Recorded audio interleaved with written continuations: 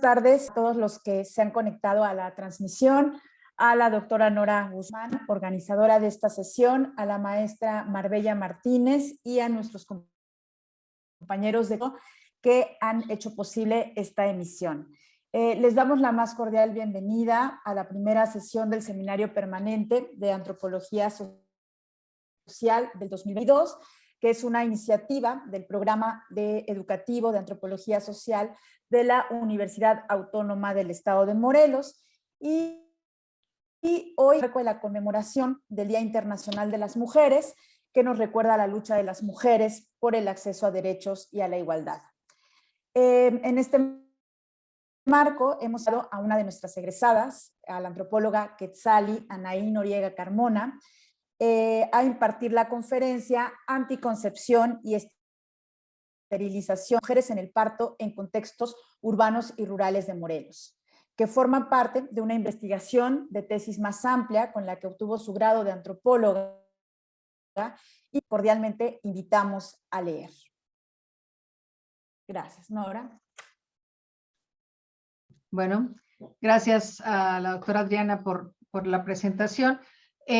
Bueno, vamos a dar primero la semblanza de nuestra invitada. Gracias, Quetzali, por haber aceptado. Quetzali es egresada de nuestra licenciatura en Antropología Social en la generación de 2011 a 2014. Y ella también ha cursado su maestría en Educación en la área de Intervención Docente y actualmente es docente titular del Colegio de La Paz y del Colegio Teresa Martín. Es dedicada al área de la educación bueno, los resultados que nos va a presentar hoy Quetzali corresponde a la investigación que realizó para la licenciatura en Antropología Social. Como ya lo mencionaba la doctora Adriana, lo que buscamos con esto es exactamente que podamos ver los diferentes trabajos de los egresados de nuestra licenciatura. Entonces, le damos la palabra a Quetzali para que ella inicie la presentación de su trabajo. Hola, hola a todos. Buenos días a todos y todas. Es la verdad que para mí un honor poder estar con ustedes en este día que realmente representa la lucha, la resistencia y el largo camino que aún tenemos que recorrer muchas mujeres. Agradezco infinitamente al Instituto de Investigación en Humanidades y Ciencias Sociales, quien fuera mi casa por muchos años y a quien le debo gran parte de mi formación, tanto como mujer y profesionista. Asimismo, hacer una mención a la doctora Sonia Frías, quien en su momento fue la directora de esta investigación, y también a la doctora Nora Guzmán por la invitación a este seminario. Me voy a permitir compartir pantalla. Esta investigación lleva por nombre Anticoncepción y Esterilización de Mujeres en el Parto y en contextos urbanos y rurales de Morelos, y como se mencionó, fue el título de la tesis de licenciatura para que yo pudiera obtener el grado de antropóloga social. Bueno, quisiera darles un poco del contexto de esta investigación, cómo fue que surgió, sobre todo mi interés por este proceso y por esta investigación. Quiero contarles que durante la licenciatura tomé un curso que llevó por nombre Violencia de Género. En este curso examinábamos las diferentes formas que la violencia puede adoptar. Uno de los apartados que realmente llamó muchísimo mi atención y de forma muy especial giraba en torno a la violencia obstétrica. Yo nunca había escuchado de ella, realmente nunca había escuchado así de ella, y pensé que ocurría de alguna forma y muy remotamente, ¿no? Si bien había visto algunos artículos de mujeres que tenían sus partos a la afuera de los hospitales por algún tipo de negligencia, creí que solamente se desarrollaba en ámbitos rurales. Recuerdo muy bien que la doctora Sonia, quien impartía la materia, nos sugirió preguntar si alguna persona cerca a nosotros había pasado por un acto similar. Lo primero que revisamos giró en torno a la violencia obstétrica que se llevaba a cabo por los médicos, enfermeras, tipo como de, si bien que abriste las piernas, pues ni modo que no puedas pujar ahorita, ¿no? Bien que te gustó estar ahí y ¿por qué no cosas así, que podría yo darles muchísimos ejemplos, pero entonces eso llamó mucho mi atención porque obviamente la maternidad siempre tiene un cierto encanto, ¿no? De la maternidad siempre se hablan cosas muy bonitas y este fenómeno en especial, pues a mí me llamó mucho la atención. Mi sorpresa fue que cuando yo comencé a preguntarle a las personas cercanas a mí si habían pasado por un caso muy similar, me sorprendió encontrar que a mi abuela materna la habían engañado para operarla de forma definitiva, que este había sido su primer método anticonceptivo y que en ningún momento le explicaron que era definitivo y que también era irreversible, ¿no? Esto obviamente le va a traer bastantes problemas con su pareja, que obviamente se reflejaron en acciones de forma muy violenta de él hacia ella. Y cuando yo continué investigando, me di cuenta que era mucho más común de lo que yo creía y que no solamente ocurría en mujeres de baja escolaridad y de bajos recursos o de áreas rurales, sino que incluso a una de mis maestras dentro de la facultad le impusieron un DIU.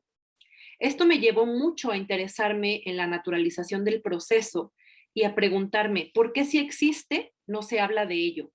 ¿Por qué no se habla del maltrato dentro de los hospitales por el personal médico? Conforme fue avanzando la investigación, me di cuenta que el caso de mi abuela no era aislado, sino que se han documentado muchos casos como este, sobre todo en las áreas indígenas, donde se han realizado algunas investigaciones sobre la prevalencia de este fenómeno, haciendo mucha referencia, más referencia a las actitudes del personal médico, como yo se los mencionaba al inicio, todo este proceso de ir diciendo, pues órale, hazlo, porque si bien que querías, bien que te gustó, o a alguien más cercano a mi familia incluso me mencionó que cuando ella empezó a gritar por el dolor que sentía, los doctores y las enfermeras se salieron del lugar y le dijeron, cuando te calles regresamos, porque no queremos estar así, ¿no? Bueno, entonces vamos a empezar un poco con el fenómeno prevalente de esta investigación.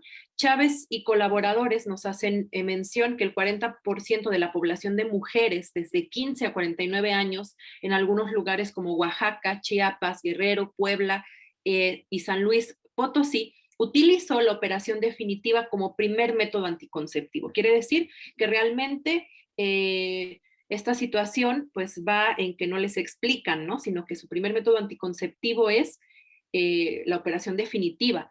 También tenemos que la ENSADEMI, que fue una investigación realizada en 8 regiones indígenas, nos mostró que el 27% de las mujeres indígenas esterilizadas no participaron para nada en esta decisión. Esta fue una investigación que realizó la doctora Frías en el 2012. Realmente, a partir del 2012, a partir de la década de los 60, se han implementado en varios países de América Latina ciertas políticas que están destinadas a controlar lo que sería el crecimiento de la población, ya que este crecimiento poblacional se ha visto como el responsable del aumento de la pobreza y así como el de la dificultad de ahorro interno de las economías locales. Todo esto debido, pues obviamente, a que las personas demandan bienes, servicios, y esta disminución natal se ha implementado a partir del uso de anticonceptivos únicamente en mujeres, muchas veces sin el consentimiento de estas. Entonces, estas políticas para frenar este crecimiento poblacional permiten a mujeres de distintos factores y sectores controlar el número de hijos y el número de sus concepciones. La situación es que la decisión de estas mujeres de sus cuerpos se ha visto violentada de forma sistemática por los prestadores de servicios, porque en muchas ocasiones no se les pregunta o no tienen un conocimiento efectivo de la situación. Entonces, el cuerpo de la mujer se ha visto subordinado y controlado a través de muchas y diversas políticas públicas que son acerca de control de natalidad, que están únicamente, como les menciono, dirigidas hacia las mujeres. Entonces, realmente la forma en la que se llevan a cabo en algunos lugares va a poner en tela de juicio todas estas políticas. ¿Por qué? Porque estas políticas lo que implican es una violación a los derechos reproductivos de las mujeres.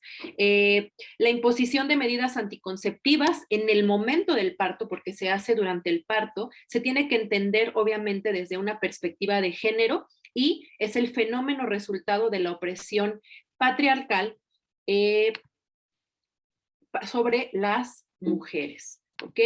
Bueno, vamos a revisar también un poquito que esta imposición de medidas anticonceptivas es una expresión de violencia de género en contra de las mujeres, porque también nos describe delitos y violaciones sobre su cuerpo y sobre todo los derechos reproductivos y el de las mujeres embarazadas en trabajo de parto. Por otra parte, esta imposición de medidas es una forma de violencia en contra de la mujer porque es una cuestión por razón de género, de sexo, y tiene como resultado un daño o también un sufrimiento que en muchas ocasiones es irreversible. Podemos encontrar una gran cantidad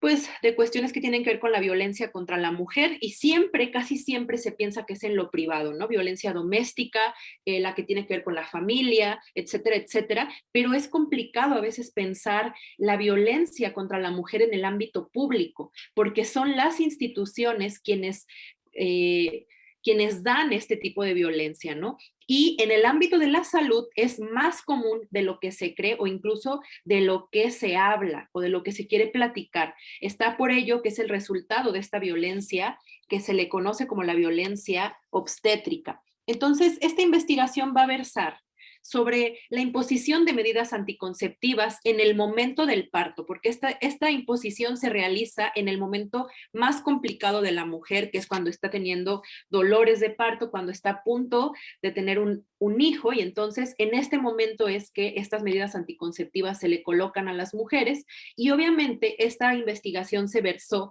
desde la perspectiva de las propias mujeres para ver cómo era que ellas conceptualizaban este proceso. Obviamente se tiene que centrar en ellas, porque son las mujeres quienes han sido subordinadas a partir de una serie de dictados y de discursos de lo que tiene la visión patriarcal de la sociedad, pero también de lo que implica todo este poder médico. Entonces, si bien algunos de los casos no son realmente consultados, porque a muchas de estas mujeres, como el caso de mi abuela, no se le consultó sobre la implementación de las medidas, en otros sí se les consulta, pero es necesario saber cómo y en qué momento se les otorga el conocimiento, porque realmente muchas de estas mujeres firmaban en el momento antes de entrar en el parto o en el momento en el que estaban pariendo. Entonces, es algo a lo que llamamos, ¿será esto un consentimiento efectivo? ¿Realmente las mujeres que firmaban sabían lo que estaban firmando o realmente pensaron que era algo de rutina? Entonces, dentro de esta imposición de medidas, vamos a reconocer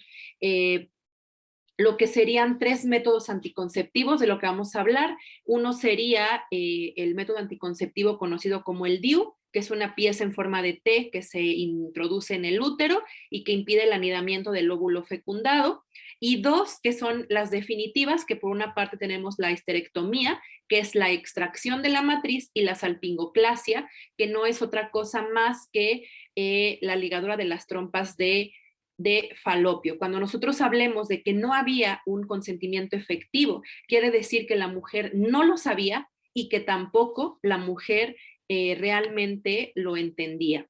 Ok, bueno, entonces, obviamente la aplicación de este método puede ser con consentimiento efectivo cuando se toma de forma individual y ocurre cuando se conoce de forma correcta el funcionamiento del método y sus reacciones secundarias, etcétera, etcétera. Entonces, este conocimiento efectivo es un consentimiento informado, pero la mayor parte de las mujeres que formaron parte de mi investigación no tuvieron un conocimiento efectivo, sino que no tenían ni la menor idea, ni tampoco tenían un conocimiento sobre qué era lo que les iba a pasar, no tuvieron información suficiente, no sabían si no tuvieron un espacio suficiente para poder decidir sobre estas medidas anticonceptivas, ya que esta decisión va a ser tomada durante el trabajo de parto o incluso dentro de la sala. Muchas de estas mujeres dentro del estudio mencionan incluso que en el momento de que ocurrió esto no estaban conscientes totalmente debido a los medicamentos o al dolor, y entonces tenemos que saber que el conocimiento efectivo va mucho más allá de una respuesta, pues de una respuesta afirmativa. Ok, en México obviamente hay diferentes y diversos estudios que no voy a ahondar mucho en ello, sobre la violencia obstétrica desde diferentes enfoques, ¿no? Bronfman y Castro, que Castro es uno de los investigadores más enfocados en la parte de la violencia obstétrica, analizó programas de planificación familiar en América Latina, mostró cifras de mujeres que han pasado por este tipo de imposición. Se habla, hoy en día se habla mucho más de la violencia contra las mujeres en los hospitales, la reproducción de ciertos valores, donde los médicos están siendo formados pues para tratar de esta forma a las mujeres. Quiero decir que esta investigación fue de corte cualitativo. Se recabaron las historias de 19 mujeres en Yecapixtla y Cuautla, Morelos, y la técnica fue bola de nieve, que quiere decir que una me llevó hacia otra, ¿sí? 17 casos se dieron en hospitales públicos y 2 se iban a dar en hospitales privados. De las 19 mujeres, a 8 se les aplicó la salpingoclasia en una edad promedio de 26 años. A 8 mujeres se les colocó el DIU en edad promedio de 21 años, lo cual nos dijo que generalmente a las mujeres más jóvenes solamente les colocaban el DIU, al ser una medida que podía quitarse, ¿no? A 3 se les retiró la matriz en un promedio de edad de 26 años. Realmente existen muy pocas variaciones de edad entre las mujeres de contextos rurales y los urbanos. Esto va a pasar entre mujeres de 23 y 25 años, y bueno, la escolaridad promedio de todas las mujeres es preparatoria no terminado, ¿no? Y bueno, mujeres con mayor escolaridad que trabajan fuera del hogar, etcétera, etcétera, solamente tenemos una de ellas, ¿no? Esta metodología decidí que fuera de corte cualitativo porque nos permitió que fuera muy flexible, se aplicó a un menor número de casos, se recolectó, se analizó, se interpretaron los datos y el diseño fue un diseño narrativo desde lo que sería la antropología de la experiencia, ¿sí? Entonces, para estas historias de las 19 mujeres, lo que tuve que hacer fue hacer entrevistas semiestructuradas basadas en un historial conyugal, en el número de hijos que tenían, lugar de procedencia, el método y la experiencia que tenían con este mismo método. Como les había mencionado, la técnica que se utilizó fue la bola de nieve porque me permitió tener una red de informantes, ya que uno me llevaba al otro. La mayor parte de las investigaciones previas se desarrollaron en hospitales públicos, demostrando que, bueno, hay una prevalencia del fenómeno en estos, pero lo que a nosotros nos sorprendió fue que en esta investigación 2 casos ocurrieron en hospitales privados. Bueno, esto nos lleva a saber que a través de las instituciones de salud, los médicos crean también diversas estrategias para la colocación sin consentimiento efectivo en las mujeres de métodos anticonceptivos. Y vamos a identificar en las mujeres al menos 4. Solamente antes de hablar un poco de ello, quiero hacerles un mapa, les traje algunos mapas de lo que en el 2017 fue la violencia obstétrica. Esto fue durante mi investigación. Hasta el 2017, la violencia obstétrica, cómo estaba catalogada en las leyes de acceso a la violencia en contra de la mujer, solamente, fíjense, al ser la violencia un problema de derechos humanos, nos dice que solamente estaba en 11 de las 32 leyes hasta el 2017. O sea, solamente en el 2017, 11 leyes reconocían la violencia obstétrica en sus leyes de acceso. Era penada, hasta el 2017 solamente 3 estados la tenían penada, que sería Guerrero, Chiapas y Veracruz, Guerrero y Chiapas, en donde hay más prevalencia de este fenómeno. Y bueno, la esterilización forzada hasta el 2017 únicamente estaba penada en 15 de los 32 estados, pero no había pena para la imposición de DIU, solamente para la esterilización forzada. Se comenzaba a hablar un poco hasta hace algunos años. Ahora, yo les mencionaba también que los médicos lo que van a hacer pues es utilizar diferentes estrategias para aplicar estos métodos anticonceptivos. Dentro de estas estrategias vamos a tener el engaño a la hora de firmar, el generar miedo con respecto a la salud de la mujer, las políticas públicas que están totalmente ligadas con las transferencias condicionadas. Entonces, estas estrategias que he mencionado no son aplicadas a todas las mujeres por igual, sino que dependen de ciertos factores como el método anticonceptivo, si la mujer es del ámbito rural o urbano, el número de hijos que tiene, la educación y su estatus socioeconómico. Ciertos factores realmente más vulnerables que otras hacen creerle a la mujer que lo que está afirmando nada tiene que ver con métodos, sino con cosas de rutina. Y casi siempre lo hacen antes de entrar al quirófano. Entonces, se logra el cometido o la autorización sin repercusión a su persona, pues es un documento que muestra que se ha dado el consentimiento, ¿sí? También se puede dar la parte de exagerar enfermedades o incluso se inventan, ¿no? Mujeres de poca educación que desconocen o que son de ámbitos rurales, les hablan de algunas consecuencias fatales para ellas o para sus hijos si es que deciden negarse. Obviamente, las consecuencias son numerosas y diversas, porque hay algunas otras que tienen que ver con las políticas públicas o con las transferencias condicionadas. Si no decides operarte, si no decides colocarte el DIU, el apoyo no vuelve a llegar, ¿no? Entonces, yo les comentaba que estas consecuencias van a ser numerosas y que también son diversas, porque casi siempre hay una exigencia de que se cree que la mujer es sinónimo de madre si no sirve, ¿no? Y eso resuena a la falta de virilidad, ¿no? Porque ¿qué sucede en algunos entornos donde la mujer no puede embarazarse? Se reproduce como que al hombre le falta virilidad. Entonces, realmente cada mujer le da un significado muy diferente a su proceso. Interpreta el evento también dependiendo de todas sus consecuencias. Esta conceptualización se asocia obviamente con la edad, con el número de hijos que tiene, la estrategia que utilizaron con ella, la situación conyugal, las consecuencias en su salud, etcétera, etcétera. Entonces, es verdad que la profesión médica, es verdad que realmente lo que tiene que ver con la profesión médica es que es muy influyente en nuestra sociedad, ¿no? Que es aceptable y que no. Muchas mujeres van a reproducir incluso y a justificar y se van a adherir a la lógica médica porque dicen es que tienen más conocimiento, saben más que yo, son garantes del bienestar. Entonces, para muchas mujeres, lejos de estas acciones ser consideradas una violación, en muchas ocasiones fueron percibidas como positivas. Me voy a permitir darles un ejemplo de cada una de estas estrategias, obviamente de los 19 testimonios que recabé, bueno, son muy pocos, pero son algunos de los más importantes para que podamos entender. Quiero que vean este, que es engaño a la hora de firmar. Catalina Cardoso, que obviamente no es su nombre real, que se le aplicó la salpingoclasia cuando tenía 25 años en un hospital público, me dijo más bien, pasó la enfermera con el doctor y comenzaron a hablar de salpingoplastia. Yo la verdad como que no entendía muy bien, estaba algo sedada todavía. Les pregunté y les dije, ¿salpingoplastia? Y ellos contestaron bien naturalmente que sí. Me habían operado para ya no tener más hijos. Yo me quedé en shock. Estaba débil, demasiado. No podía ni moverme, pero como pude, les dije que quién les había dicho que podían hacerlo. Ellos me enseñaron una hoja donde yo había firmado que estaba de acuerdo para ya no tener hijos. Yo no cabía del enojo, del shock. Es que era verdad.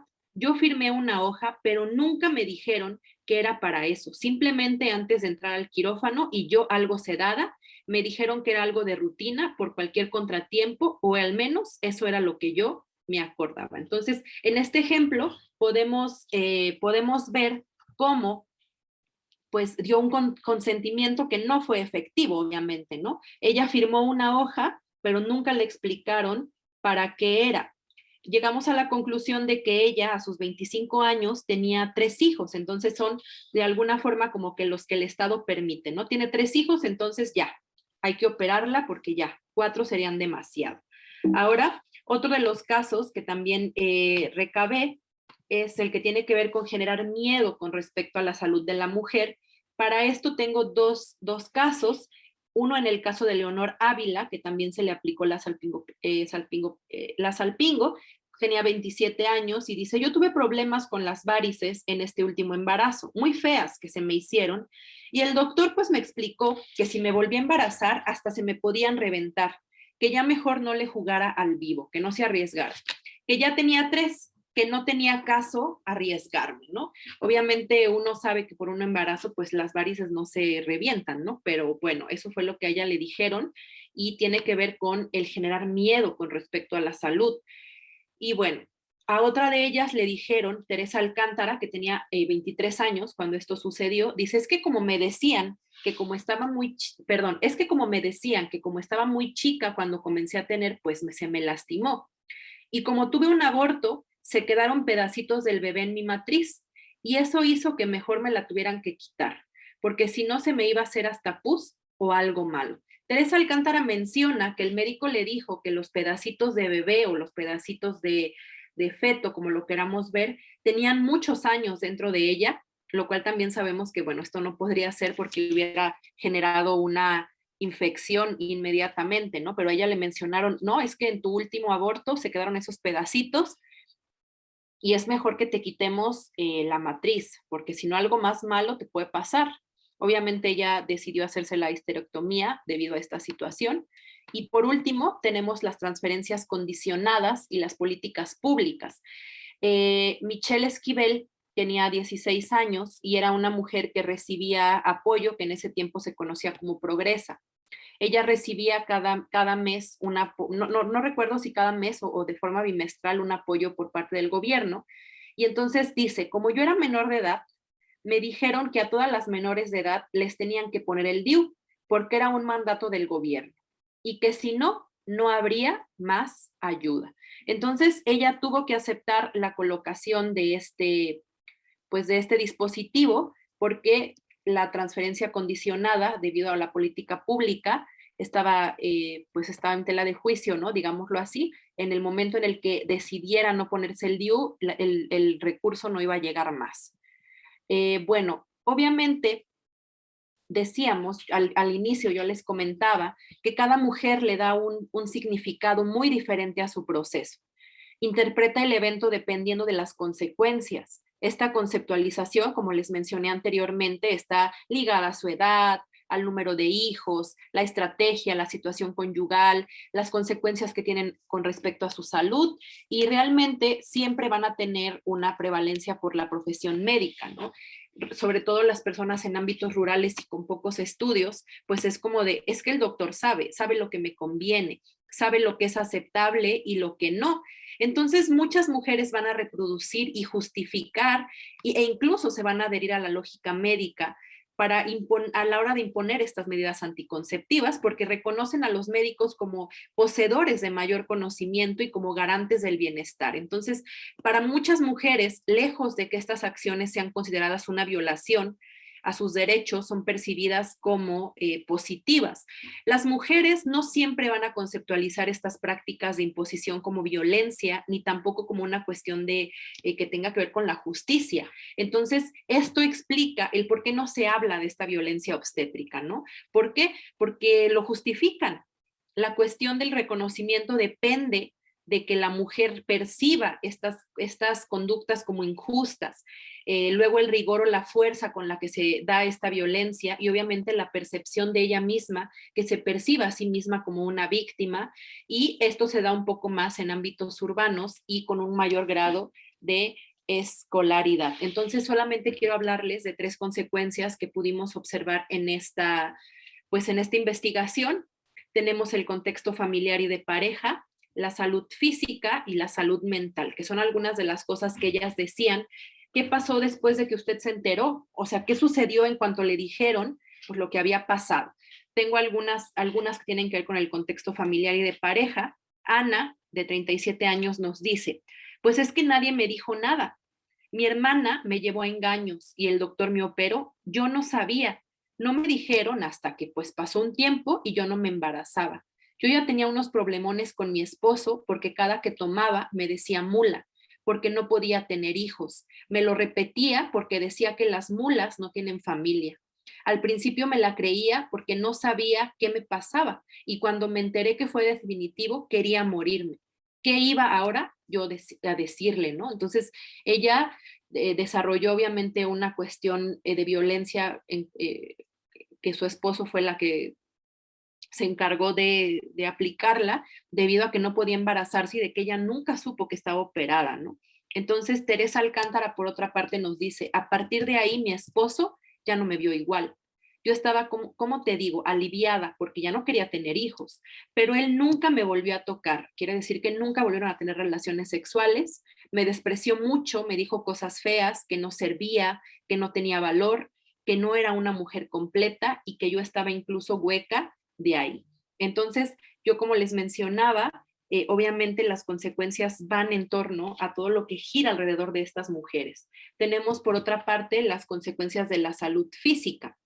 Dice, el médico me regañó, Sonia Sánchez nos dice, el médico me regañó más que nada porque me dijo que por qué no me revisé cada 6 meses el dispositivo.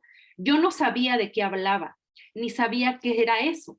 Él me explicó que yo tenía un dispositivo para no embarazarme y que como estaba mal acomodado, el bebé se desarrolló fuera del útero y eso hizo que no se lograra. Incluso me dijo que el bebé tenía en su cuerpecito pedacería de la porquería esa y que a partir de eso mi matriz quedó muy mal y que ya no servía para tener más bebés y que tenían que quitármela. Entonces también aquí podemos ver que en esta salud física a esta mujer le impusieron un DIU, ella nunca supo, nunca acudió a sus revisiones, pues sí, a revisiones que tienen que hacerse como de chequeo y así, y entonces tuvo un aborto y cuando ella va pues a decir así como de pues estoy embarazada y el doctor le dice pues es que es su culpa, ¿no? Es tu culpa porque tenías un dispositivo, nunca te lo revisaste, el bebé se acomodó mal por tu culpa y entonces ahora no solamente vas a perder el bebé, sino que también vas a perder la matriz, ¿no? Y también se la quitaron, tenía tan solo 26 años cuando decidieron quitarle la matriz. Tenemos por otra parte las consecuencias con respecto a la salud mental. Leticia Romero nos dice, porque la pregunta giraba en torno a cómo lo conceptualizaba, cómo se sentía. Y entonces ella decía, la verdad es muy triste, es que como que quedé vetada para siempre de ya no tener hijos. Lo deseé por mucho tiempo, era mi sueño.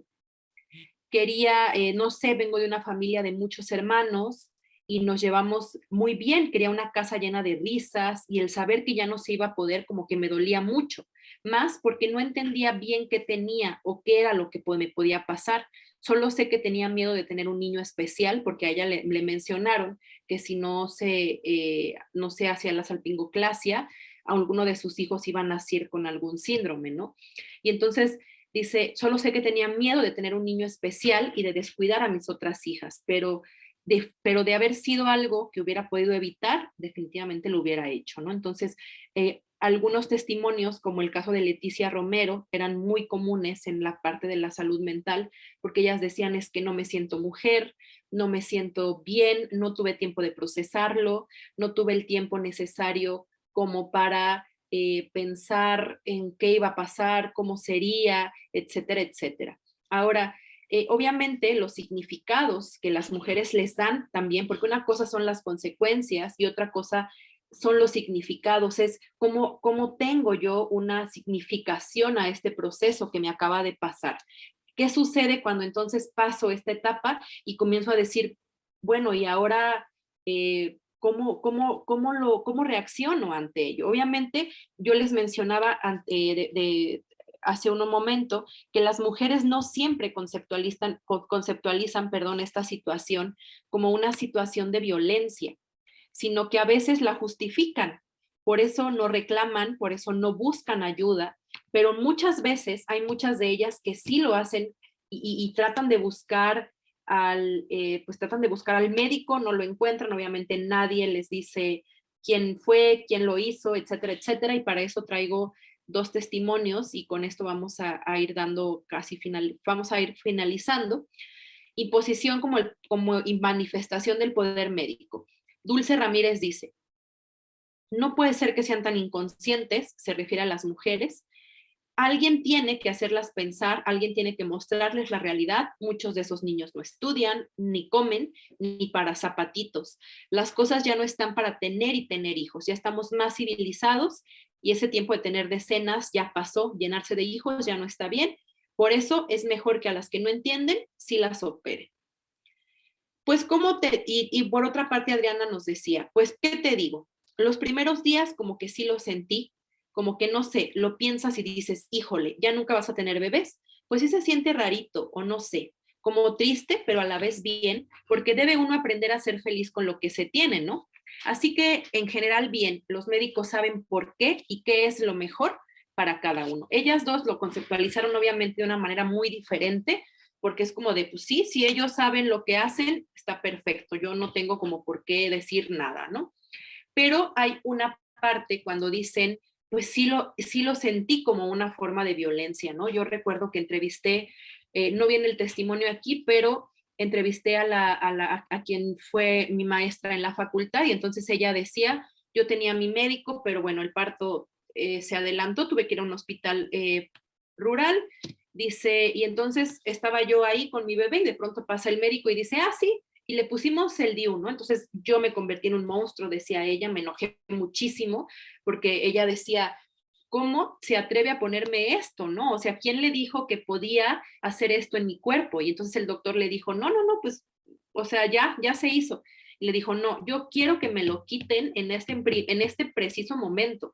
A lo que el médico le dijo, bueno, se lo quitamos y dentro de un año aquí la vemos gritando y pariendo otra vez, ¿no? Entonces, hay algunas mujeres que sí conceptualizan esta imposición como una forma de violencia. Catalina Cardoso nos dice, era todo, dice, porque a ella le practicaron la salpingoclasia, que es irreversible, ¿no? Dice, estaba enojada, desesperada, me sentía de mil y una formas, no era algo que quisiera ni que estuviera en mis planes. Me sentí como un animalito que meten a un laboratorio y hacen lo que les da la gana con él. Así me sentí. Yo creo que a los dueños de un perro les preguntan si le van a hacer algo, pero a mí no me dijeron absolutamente nada. Solo formé parte de las estadísticas de esas mujeres. No sé, me sentí comparada con esas inditas que piden limosna, que no tienen ni un peso para sus hijos. Así me sentí, como si mi condición de pobre hubiera hecho que me hicieran eso. Pero, ¿y qué si yo hubiera sido la hija del ayudante o de un comunero? A que no me hacían eso.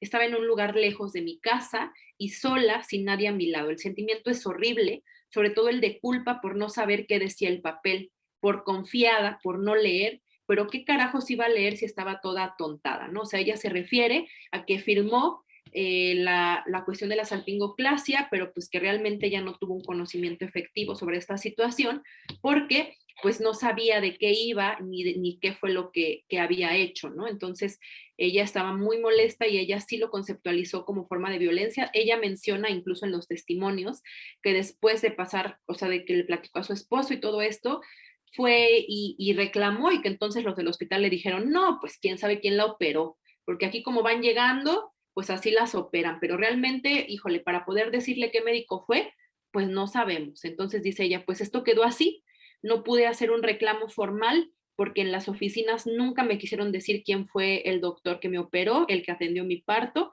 y bueno, solamente quedó de esta forma, ¿no? La mayoría de las mujeres, como yo les menciono, no reclaman cuando saben que se les imponen, ¿no? Porque para hacerlo es necesario verlo como una vulneración a un derecho y el proporcionar consentimiento no efectivo, o sea, afirmar algo genera que crean que no tienen derecho, ¿no? O sea, como esta mujer es tu culpa porque tú lo firmaste y no queda de otra más que aceptarlo. ¿Para qué lo firmas? Si tú hubieras sabido, si hubieras estado, o sea, diferentes cosas, ¿no? Me voy a permitir terminar con un testimonio que es el de Catalina, que era lo que yo les mencionaba, está un poco largo, pero se los voy a resumir un poco. Dice, ellos me enseñaron una hoja donde yo había firmado que estaba de acuerdo para ya no tener hijos. Yo no cabía en del enojo, del shock, y es que era verdad. Yo firmé una hoja, pero nunca me dijeron que era para eso. Simplemente antes de entrar al quirófano y yo algo sedada, me dijeron que era algo de rutina por cualquier contratiempo. Entonces, pues no sé, en ese momento me sentí fatal, muy mal, porque no creía lo que me habían hecho. Yo poco sabía de ese tipo de operaciones, era lo que les mencionaba, ¿no? Enojada y todo, le pregunté al doctor, pues si me podía quitarlo, ¿no? Entonces él en tono de burla me dijo, sí, claro, estaría perfecto para que dentro de un año aquí la tengamos, a ver si la atienden porque usted es demasiado gritona. Todavía riendo salió y no sabía qué hacer, digo, ni siquiera era mi centro de salud.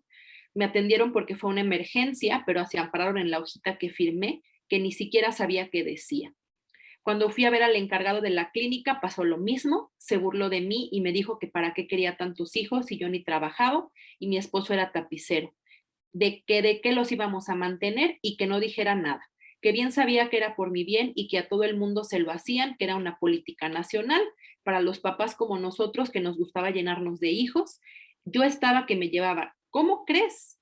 Todo eso que me dijeron, me sentí sola, no tenía quien reclamarle, el doctor, el de la recepción, parecía una mafia en contra de uno. Fue horrible. Mi esposo ni siquiera estaba ahí, se había ido a arreglar unos papeles para que nos dieran el certificado médico.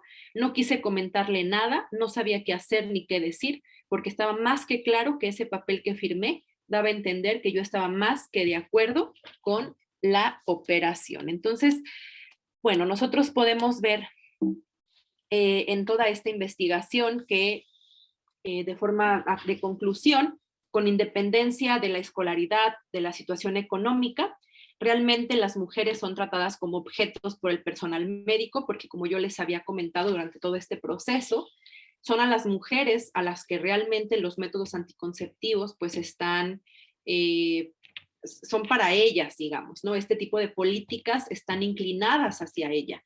Platicábamos mucho y decíamos, bueno, un hombre a cuántas mujeres puede embarazar durante 9 meses, situación que no ocurre con las mujeres, ¿no? Es una situación de que hablamos de que pues el Estado es hombre también, las instituciones son hombres, me refiero a que todo está inclinado siempre hacia la mujer. Entonces, también de alguna forma, para los médicos, una mujer sin un método anticonceptivo es una mujer irresponsable que en cualquier momento puede tener un hijo sin planificarlo, ¿no? De alguna forma, los médicos buscan de cualquier forma imponer algún método anticonceptivo para poder controlar su cuerpo y su reproducción. Obviamente, estas prácticas son más comunes de lo que nosotros pensamos, pero están completamente invisibilizadas, ¿no? Nunca se habla de ellas y si se hace, en la mayor parte de los casos, no se conceptualizan como violencia, ¿no? Entonces, debemos ver que esta investigación nos dio la pauta de saber que las estrategias del personal son variadas. La conceptualización de la imposición es heterogénea, no todas lo conceptualizan como violencia, no solamente ocurre en hospitales públicos, la violencia obstétrica también conlleva otras formas de violencia hacia las mujeres y bueno, los hallazgos nos sugieren que es necesario que se creen campañas para informar, para tener un conocimiento efectivo de parte de las mujeres, para educarlas sobre cuáles son sus derechos y en qué situaciones pueden constituir una violación de los mismos. Entonces, la intervención sobre este personal de la salud, la revisión de la formación que ellos reciben para no traer esta violencia obstétrica. Yo recuerdo mucho tener un amigo médico hace algún tiempo y cuando estaba yo haciendo la tesis y le platiqué y él estaba haciendo la residencia y entonces él me decía, pues es que sí, Quetzal, o sea, sí, pues es que si gritan, ay, déjalas, hay que griten, cuando se callen las atendemos, pero ¿saben qué era lo preocupante? Lo preocupante era la naturalización del concepto, o sea, la forma en la que lo veía él de forma tan natural, estaba en formación para ser médico y era tan natural, o sea, él lo decía así como de, no, pues si grita y la dejamos, nos salimos todos, pues hasta que acabe de gritar, pues es que sí lo tenemos que hacer. Incluso nos platicó que uno de sus superiores se quedó sin vacaciones porque debían llegar a la meta de una serie de salpingoclasias, ¿no? Entonces él no llegó a la meta y le quitaron las vacaciones, ¿no? Entonces podemos ver que esto sí es un programa que viene de parte del gobierno para controlar la natalidad, pero la cuestión es qué ocurre en el cuerpo de la mujer, ¿no? Por eso decía yo a manera de conclusión de que la intervención debe también llevarse a cabo en la revisión de la formación que reciben los médicos, en la forma en la que tratan a las mujeres, no solamente los médicos, ¿no? Las enfermeras, las mujeres que son médicos también, para que comprendan que las mujeres no son objetos que deban ser controlados a lo que el Estado dictamina y asimismo que pues la perspectiva de género sea algo que se siga impartiendo en todos los grados, ¿no? En las universidades, desde el nivel básico, el medio superior, etcétera, etcétera. Es muy necesario que la perspectiva de género sea algo que esté, pues que se esté compartiendo todo el tiempo, porque realmente hay que saber cuáles son nuestros derechos y cuándo levantar la voz cuando uno de ellos pues se ve diezmado, ¿no? Entonces, bueno, con esta parte termino mi participación. Les agradezco mucho la atención que han prestado a este seminario y bueno, sería todo por mi parte.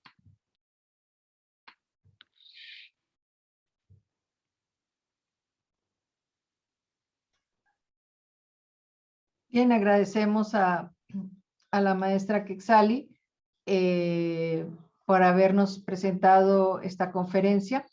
Le pediría a la maestra Maribel que me pudiera permitir compartir el video, mi video. Si tuviesen algunas preguntas, esperamos en el YouTube. De todas maneras, quisiera hacerle una pregunta. O sea, con respecto a la solidaridad de los compañeros. Bueno, nos hablaste de los compañeros que agreden y que violentan a estas mujeres cuando sufren de esta violencia obstétrica. Pero en tu estudio, ¿cuál fue la respuesta de los compañeros de estas mujeres que no fueron, no hubo muestras de solidaridad, o sea, no encontramos ese tipo de compañeros en el trabajo que realizaste? Solamente hubo uno que sí acompañó a su esposa a reclamar, que es la que yo mencionaba, que pues no sabemos quién fue, quién sabe quién habrá sido, ¿no? Pero de ahí en fuera, de las 19, realmente 18 prácticamente, pues siempre fue culpa de ellas, ¿no? O sea, siempre fue como de tú lo sabías, es que cómo no vas a saber, o sea, si te están agarrando ahí, o sea, ¿cómo no vas a saber qué es lo que te ponen? O sea, cosas así. Entonces realmente la solidaridad fue algo que no, en el estudio no se vio, por eso de alguna forma muchas de ellas se veían diezmadas en la parte de pues mentalmente, ¿no? Porque el maltrato existía después de eso, ¿no? Porque la virilidad está acompañada de tener hijos. Entonces, si ya no puedes tener hijos, pues, ¿para qué me sirves, no? O sea, ¿para qué te quiero? Si realmente ya no sirves, ¿no? Y en ese sentido también podemos encontrar que para las mujeres también, bueno, como tú lo decías, tener hijos también es parte, o se nos ha inculcado que es parte del hecho de ser mujer, ¿no? Entonces no solamente es el hecho de perder, de ser operado en tu contra, sino también el hecho de perder una función principal, que es la de poder ser madre, de tener hijos, ¿no? O sea, poder. Ahora, otra cosa que me parece muy interesante es el hecho de que la edad, ¿no? O sea, si eres joven, de pronto te aplican el DIU, pero si eres mayor, o sea, como que también estás sesgado por la cuestión de la edad, ¿no? Joven puedes tener hijos, mayor ya no puedes tener hijos, ¿no?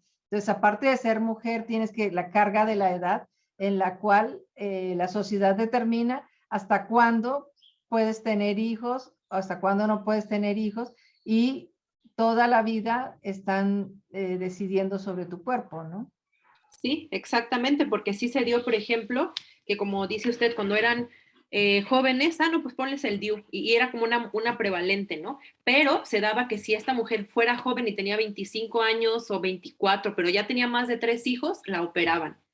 Entonces, eso fue como que lo que descubrí en la investigación, ¿no? O sea, si eres joven, se te coloca el DIU, pero solamente si es tu primer hijo o el segundo, ¿no? Pero si es el tercero, hay que operarlo, ¿no? Entonces, y a mí me parecía muy curioso porque de pronto, pues te metes tanto en la investigación que comienzas a ver a toda la gente y dices, ay, pues es que nadie tiene más de 3 hijos. Y andas así por ahí, ¿no? Y dices, nadie tiene 4. O sea, es muy, muy, ¿cómo decirlo? Como muy, y a mí me empezó a impresionar porque de pronto, y les preguntaba ya después de terminando oye, ¿y por qué ya no? No, pues es que el médico me dijo que si yo tenía otro me iba a dar cáncer, y, o sea, una serie como de situaciones así que se daba más como en los hospitales privados un poco, ¿no? Ya después de terminar la investigación, obviamente ya no se podía poner, pero a mí me seguía sorprendiendo porque yo decía, ¿cómo es? Eres joven y exactamente, ¿no? El Estado decide hasta cuándo socialmente está bien que tú tengas hijos y cuál es el número que es ideal para tener, porque si sobrepasas ese número de hijos, pues ya no, ya estás incurriendo en una anomia, ¿no? En algo que ya no es socialmente aceptado. Y también encontramos el caso contrario, ¿no? De mujeres que quieren no tener hijos y se les dice que solamente se pueden hacer este tipo de tratamientos solo después de que tengan hijos, ¿no? O sea, que por ejemplo decides no tener hijos y entonces te vas a hacer algún tipo de tratamiento para bueno, no esa biohisterectomía, pero sí para ligarse las trompas o alguna cosa, aplicar un método de anticonceptivo más definitivo, y se les dice pues que no, que primero experimenten el hecho de ser madres y después sí decidan hacer este tipo de cosas. O sea, de todas maneras, es violento en los dos sentidos, o sea, no dejarte tomar decisión sobre tu cuerpo, ya sea para el sí o para el no, porque yo creo que sí está muy fundamentado esta parte donde las mujeres son obligadas a no tener hijos, pero creo que nos falta estudiar la otra parte, las mujeres que no quieren tener hijos y quieren tener algún método anticonceptivo definitivo y deciden los doctores que no lo practican y que no lo van a hacer porque primero tienen que realizarse como madres, ¿no? Sí, exactamente, pero siempre en cuestión de controlar el cuerpo, ¿no? O sea, eso es lo importante, poder controlar cuándo, cómo, a qué horas, todo, porque sí, yo lo he escuchado, tengo algunas amigas que dicen, pues es que no quiero ser mamá, o sea, yo, y he ido a que no, es que te vas a arrepentir y ya es definitivo, y mira, mejor te ponemos un método, ¿no? Mejor te ponemos esto, ¿no? Entonces, siempre es el control del cuerpo, ¿no? Eso es lo que siempre, siempre, siempre digo yo. Bueno, Sally, muchísimas gracias. No tenemos preguntas de parte del público, pero creo que sí van a salir después. Para nosotros fue un gusto tenerte en esta presentación. Esperamos en otra oportunidad poder también continuar con esta discusión. Y bueno, agradecer a la maestra Marvel por su apoyo técnico y al equipo de cómputo por habernos apoyado en la transmisión. Sí, muchísimas gracias, al contrario, por la invitación. Igual si yo siempre digo, ¿no? Si quieren por ahí darle una leída a la tesis, la pueden pedir y con todo gusto yo se las puedo compartir. Digo, son de esas cosas que le costó a uno mucho hacer y que quiere uno compartir con todos, ¿no? Entonces, sí.